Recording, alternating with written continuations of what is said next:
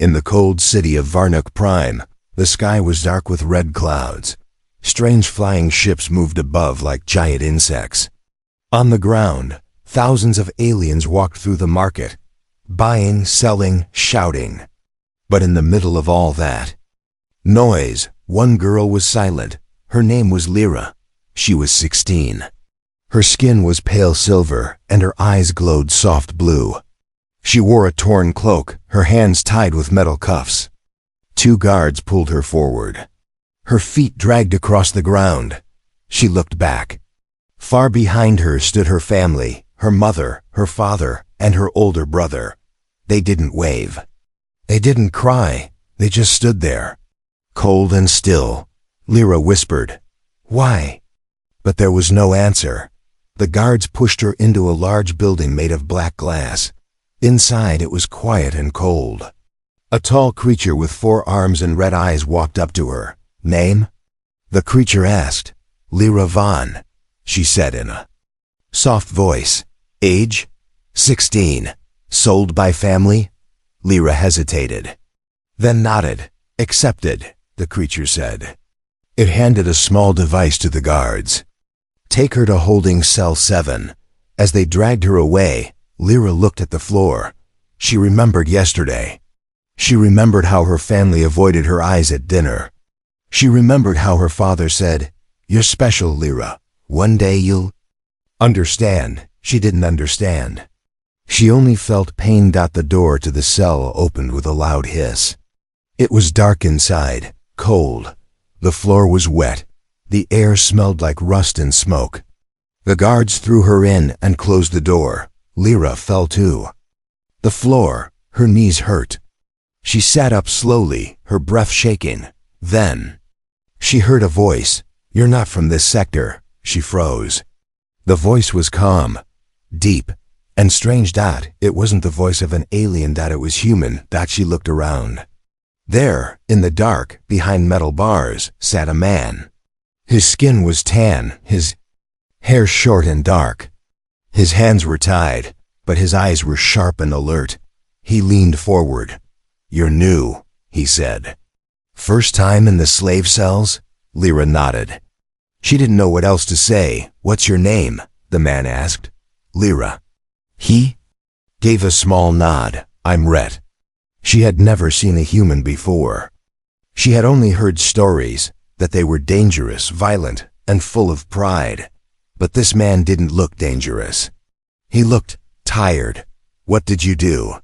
she asked. "I was on a peace ship," Rhett said. "We came to talk. They captured US instead. Now I'm the last one left." Lyra looked at him closely. There were cuts on his face, and one side of his shirt was burned. But he sat straight. His voice was strong. "Why would they keep you alive?" she asked. "Because they're afraid of me." She didn't understand. He was just one man. "They think humans are weak," he said. "But we fight harder when we're broken, and they hate that." Lyra hugged her knees. "I don't want to be here. No one does." She looked up at the ceiling. "My family sold me. Just sold me." Rhett was quiet for a moment. "That's what hurts the most," he said softly. "Not the chains, not the cold, the betrayal." They sat in silence for a long time. Then Rhett asked, "Why did they sell you?" "I don't know," Lyra whispered. Maybe I'm not like them." Rhett smiled slightly. "That might be the best thing about you." Suddenly, footsteps echoed in the hallway. The cell door opened. Guards entered and walked straight to Rhett's side. "Stand up, human." He didn't move. One guard hit him with a shock rod. Rhett groaned but stood. "Execution tomorrow," the guard laughed. "But tonight, we soften you up." They dragged him away. He didn't look back. Lyra stood quickly. "Wait, where are you taking him?" The door slammed shut. She was alone again. She ran to the bars and screamed, "Rhett!" No answer, only silence. Lyra sank to the floor. Her heart pounded. Her hands shook. She had lost everything, her home, her freedom, and now the only person who spoke to her like she mattered But deep inside, something lit up. A small fire. They took him, but I will find him. And for the first time since she was sold, Lyra's eyes didn't just show fear. They showed anger. The dream came like fire. Lyra was running through metal corridors filled with smoke. Alarms screamed in her ears. Behind her she heard footsteps. Many. Fast. Closer. She turned a corner and saw Rhett, standing with blood on his face. His hands were free. He looked at her. "They will break you if you don't run now," he said. Then he vanished. She woke up with a gasp. Her body was cold, her hands still chained. The cell was the same, dark, wet, empty, but something in the air had changed. She could feel it. She crawled toward the cell bars and looked down the hallway. No guards. No footsteps. Just silence. She remembered last night. How they took Rhett. How he didn't even look back. Lyra whispered, "He's gone." But even as she said it, something inside her refused to believe it. In the high tower of the slave compound, 2 guards sat in front of a screen. "Still alive?" One asked. The other nodded. "Barely." He didn't scream. "Humans are strange." "No, this one is dangerous." Far below, in the underground chambers, Rhett hung by metal cuffs. His face was bruised, his shirt torn, but his eyes still burned with quiet rage. The torturer, a tall, thin alien with a machine for an arm, circled him slowly.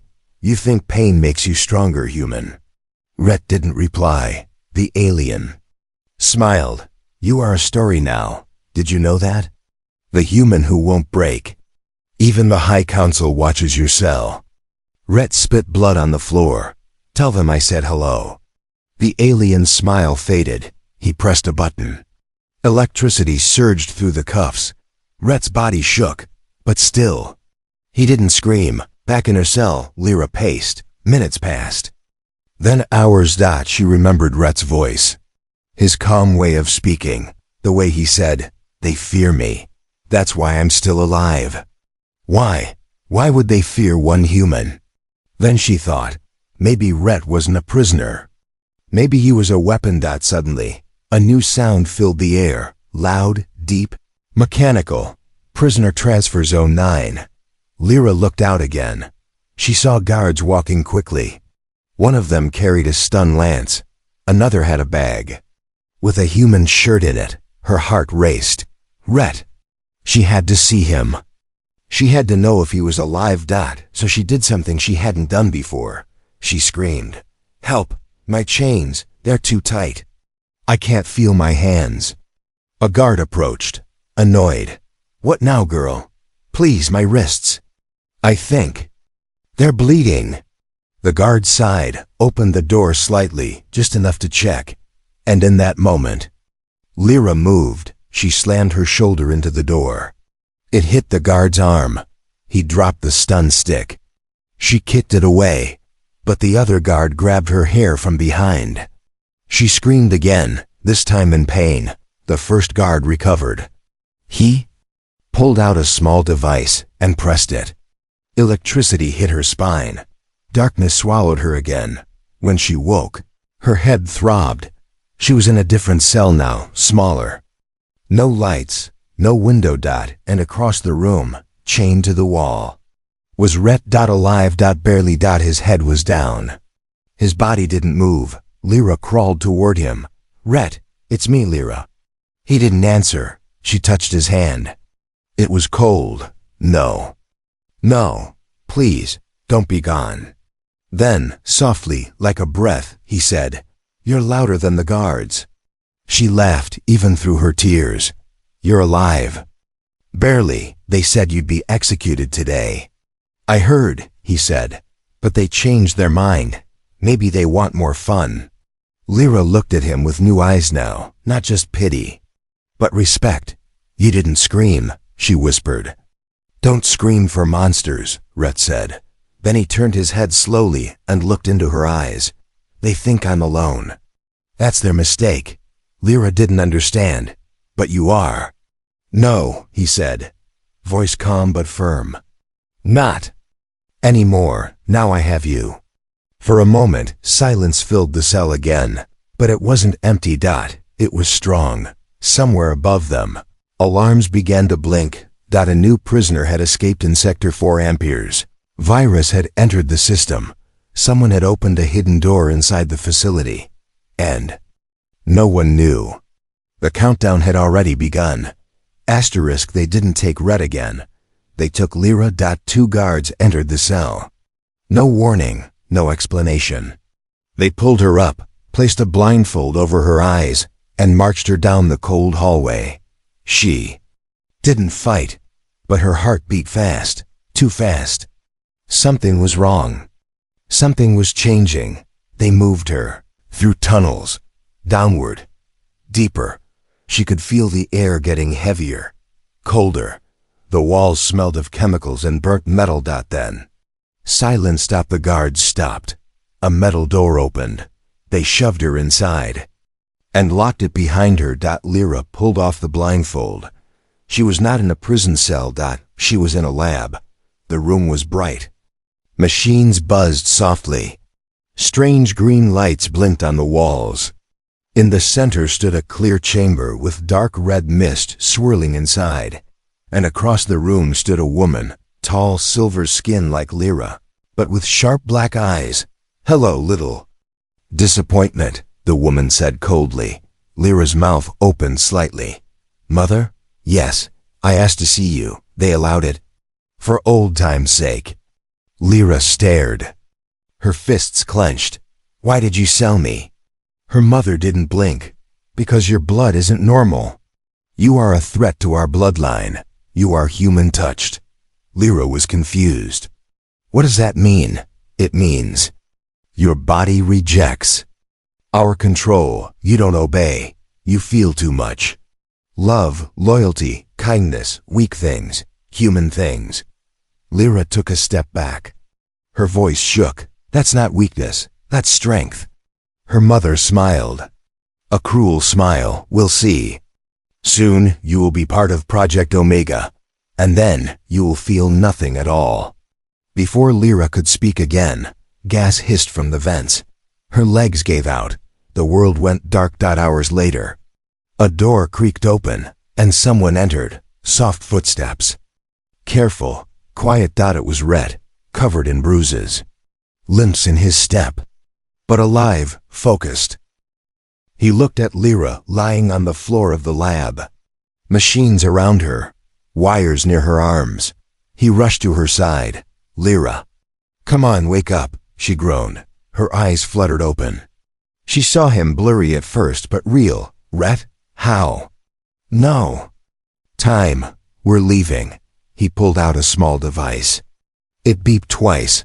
The lab lights flickered. Lyra tried to sit up. "Where did you come from?" "I found a crack in the wall," Rhett said. "Literally. And behind that crack was something they forgot to guard." He held up a small chip. "They used human tech to build their labs. I just reminded it who made it." Lyra couldn't believe. You hacked the system?" "I opened a door," Rhett said. "Now we run through it." He helped her stand. Her legs were weak but working. Alarms began to sound far in the distance. Rhett smiled.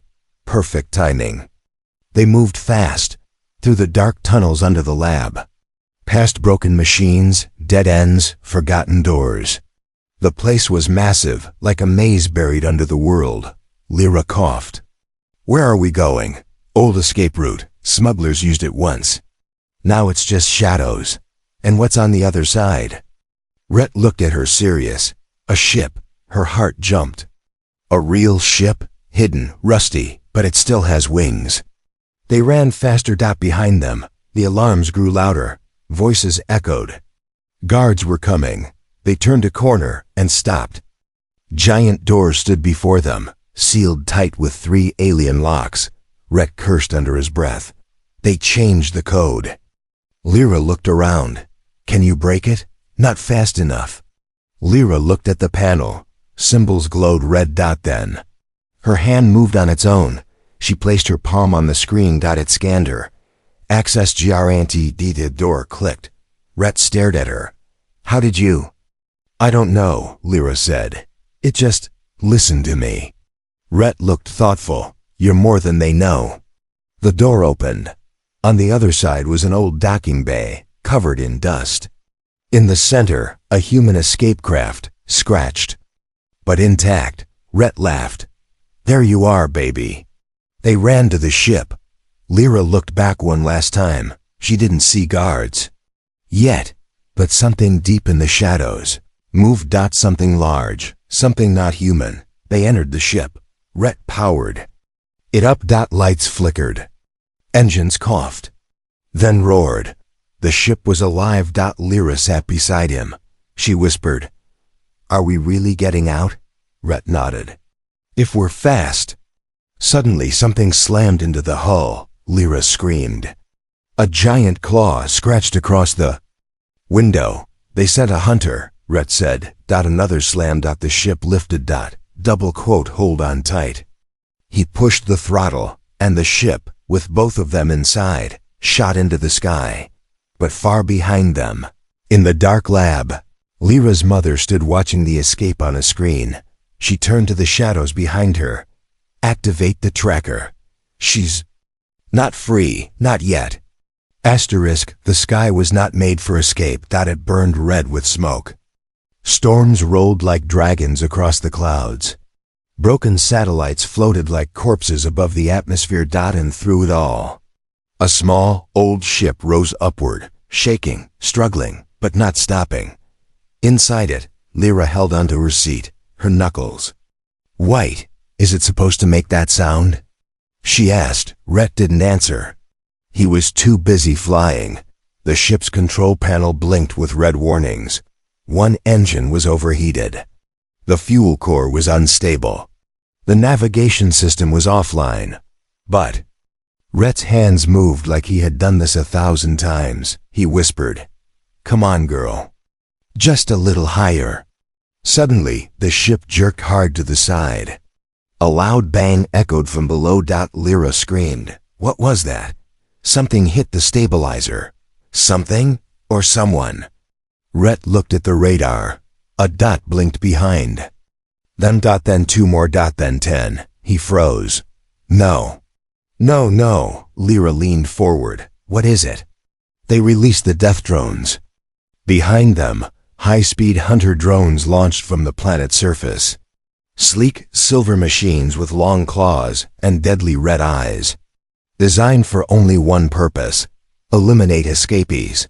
The first drone locked onto the ship. Target acquired. Engaged. Its engines roared. It flew faster. Rhett pushed the ship harder. We won't outrun them. We have to go through the storm belt. Lyra looked at the sky ahead. A massive black cloud with electric blue veins. That's suicide. Rhett grinned. Only if we're slow. He dove into the storm. Inside the clouds, the world turned to chaos. Lightning flashed. Turbulence tossed the ship like a toy. Sparks flew inside the cockpit. Lyra screamed. The controls shook violently. In Rhett's hands, the drones followed, but the storm didn't care. It struck them too. One drone was hit by lightning and exploded in flames. Another lost control and crashed into debris. But 5 more still chased them. We need a plan. Lyra shouted. Rhett opened a side panel and pulled out a metal sphere. What's that? She asked. A leftover trick from my old crew. He pressed a button. The sphere glowed blue. It's an impulse bomb. Short range, one-time use. Lyra's eyes widened. That'll kill our systems too. Only for a few seconds. But for them, it's permanent. He handed it to her. You have to drop it behind us. From the belly hatch. Lyra's voice shook. What if I miss? Then we die. She nodded once and ran. The ship rattled harder. The lights flickered. But Lyra kept going, through the narrow hallway, down the stairs, into the cargo hold. She reached the belly hatch. It opened. The small launch door. Below her. Open sky. Lightning. And drones. She held the bomb tight. Her hand trembled. Come on. Come on. The lead drone was almost under the ship. Lyra took a deep breath, then dropped the device. It fell fast. Glowing blue like a tiny star. 1 second. 2. Then dash boom. A wave of blue energy exploded across the sky. The drone's lights blinked, then died. They fell lifeless to the ground far below. Lyra shut the hatch and collapsed on the floor, gasping. We did it. In the cockpit, Rhett smiled. You did it. The ship broke through the last cloud layer. Above them, space. Pure, black and silent. Lyra climbed back into the seat beside him. He looked at her and said, Welcome to the stars. But peace didn't last long. Rhett checked the long range scanner. His face darkened. What now? Lyra asked. We're not alone. On the screen, a massive warship hovered in space. Dark silver, sharp edges, no lights, no signal. A Hunter-class battleship. Lyra felt cold. How did they find us? Rhett pointed to the side of her neck. There's a tracker in you. She touched her skin. They marked me like property. He nodded. And now they're coming to take you back. Lyra stood slowly. Her eyes were not afraid now. They were full of something else. Fire. Double quotes. No one's taking me again. Asterisk Earth didn't look like home. Not to Lyra. She stood beside Rhett, looking out from the ship's cracked window. Below them, Earth floated like a wounded jewel, beautiful but broken. Huge gray clouds covered much of the surface. Fires glowed in several places. Half of the orbit was filled with defense satellites. Lyra whispered, This is your world? Rhett stared silently for a moment. It used to be, before the war began. The ship passed through Earth's atmosphere. No welcome signal. No beacon. Just radio silence. Then a message broke through the static. Unregistered ship, identify. Turn engines off and prepare for boarding. Rhett answered, This is Captain Rhett Hull, former Fleet Recon. I have a passenger with critical data and a warning. Warning received. Proceed to landing zone 9. Do not deviate. Rhett turned to Lyra. Get ready. They won't shoot us, but they won't trust us either. Lyra nodded. I'm used to that now. The ship landed on a steel platform surrounded by towers and soldiers in black armor. Drones hovered in the sky. Cannons pointed at the ship. As the ramp lowered, Lyra felt it. Not heat, not wind, but judgment. Dozens of human eyes watched her. Cold, suspicious. A woman stepped forward. Tall, powerful, gray uniform. Scars on her face. General Kara. Monroe, she said. Welcome back, Rhett. And this? She looked at Lyra like she was a bomb. Is the alien? Rhett stepped in front of her. Her name is Lyra. She's not a threat. Kyra narrowed her eyes. That's not your call. Anymore, Captain.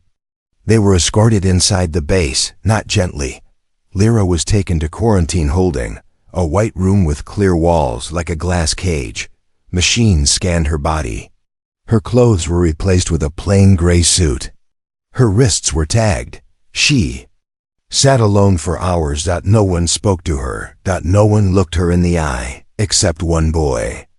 A young soldier. He paused at the window, watched her, then walked away. Meanwhile, Rhett stood before a council of officers. Maps, charts, and holograms covered the room. We need to listen to her, he said. She has information that can change the war. A bald officer snapped back. She's one of them. Her blood isn't human. Her people killed ours. She's not like them, Rhett argued. She saved my life twice. General Kira interrupted, calm but sharp. And what if it's part of their plan? To send one that looks weak. To earn our trust? Rhett slammed a fist on the table. She's not a weapon. She's the warning. Back in the glass room, Lyra sat still until a woman entered, human, about 30, lab coat.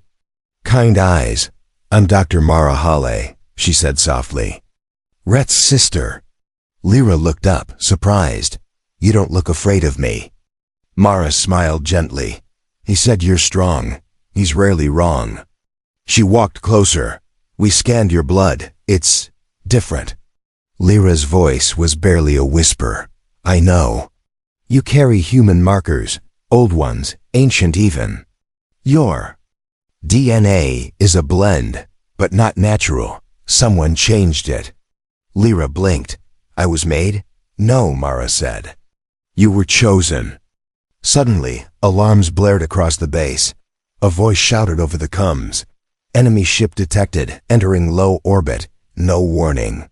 No response. Mara ran out. Soldiers scrambled. Lyra stood at the glass wall. Her eyes focused. She whispered, They're here for me. In the war room, Rhett stared at the screen. A massive alien ship hovered above Earth's skies. It didn't fire. It didn't speak. It just watched.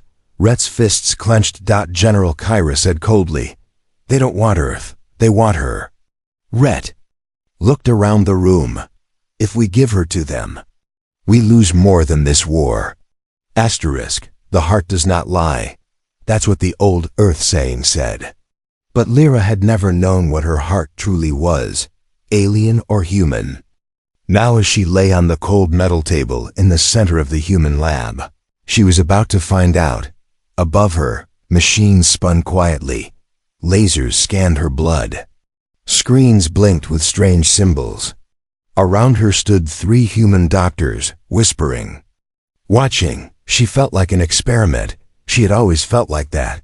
But this time, it was different, because this time, they were afraid of what they might find. Dr. Mara Hale stared at the data. It didn't make sense. Rhett, she said quietly. Can I speak to you? Alone? He followed her to the next room. She turned the screen toward him. Her DNA is impossible, Rhett frowned. Explain. Mara took a deep breath. She's not just mixed species. She has human markers older than the current human. Genome. We're talking thousands of years old. From before Earth had deep space tech. She's ancient? No, she's a map. Rhett stepped back. What? Mara pointed to a glowing line in Lyra's DNA structure. This isn't a mutation. It's a lock.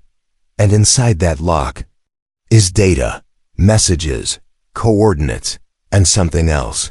Rhett's voice was slow. What else? Mara looked him dead in the eye. A cure. Back in the holding room, Lyra sat up slowly. Her skin was warmer. Her thoughts were sharper.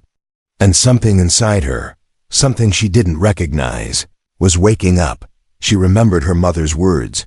Your blood isn't normal. You are human touched. You feel too much.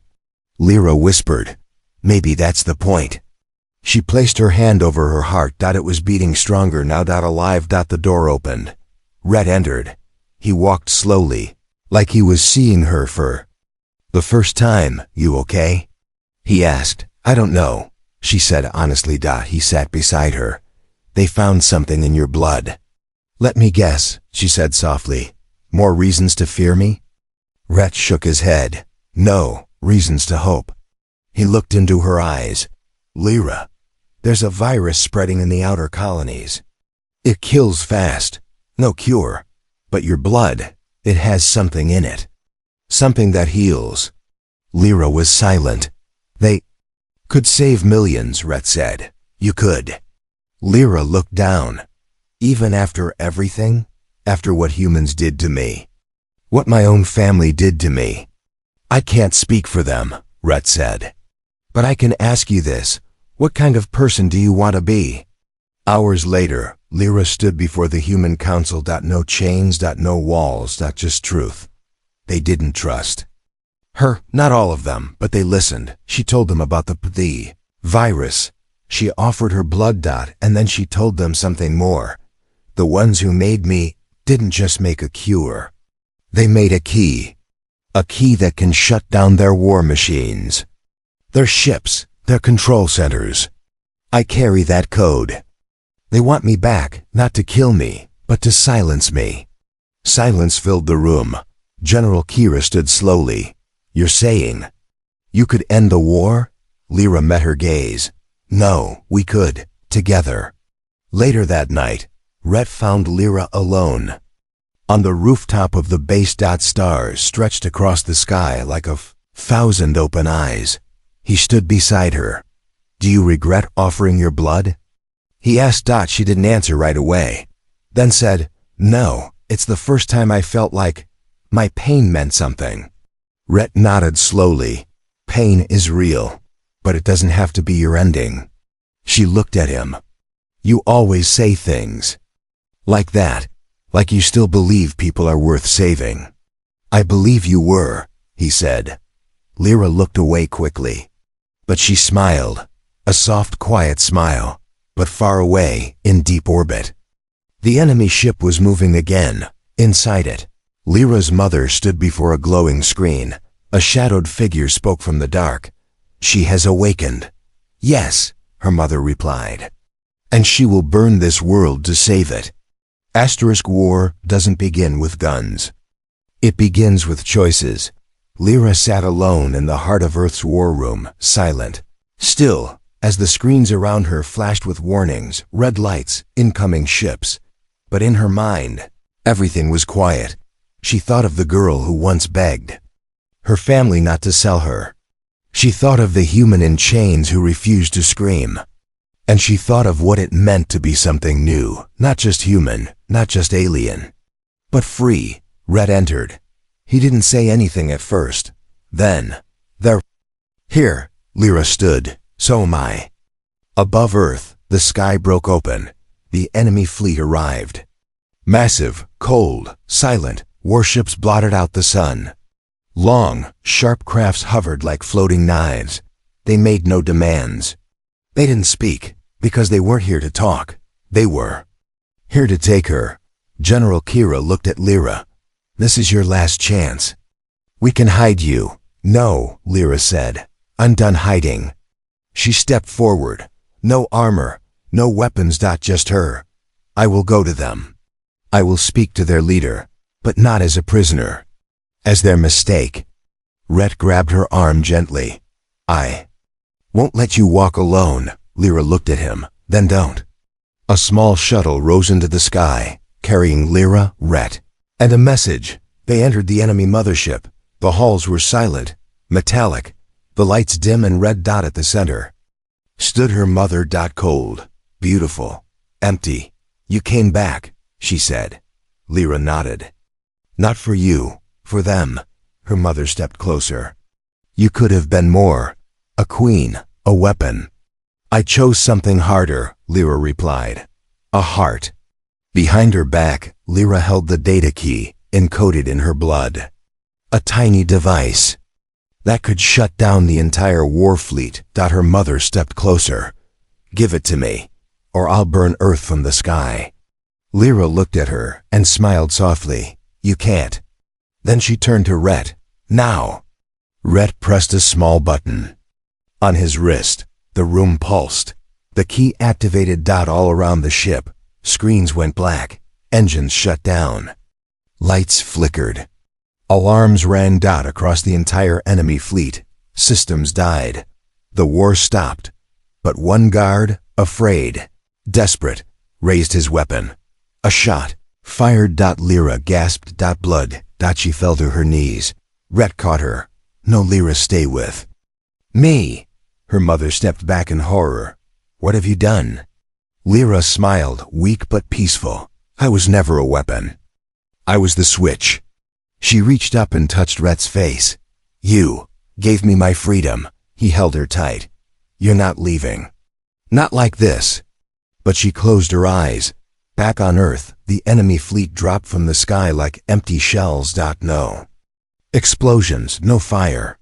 Just silence. And peace. 1 week later. A memorial was built in the garden beside Earth's main spaceport. A statue of Lyra stood there, arms open. Not in war, but in welcome. On the plaque below. Born of two worlds. Belonging to neither. She chose love over fear and freedom over power. And in doing so, she saved us all. Rhett visited every day. He sat beside the statue. Sometimes he spoke. Sometimes he said nothing, but always he remembered, not the war, not the pain, but her choice, because in the end, it wasn't war that won, it was love, and freedom.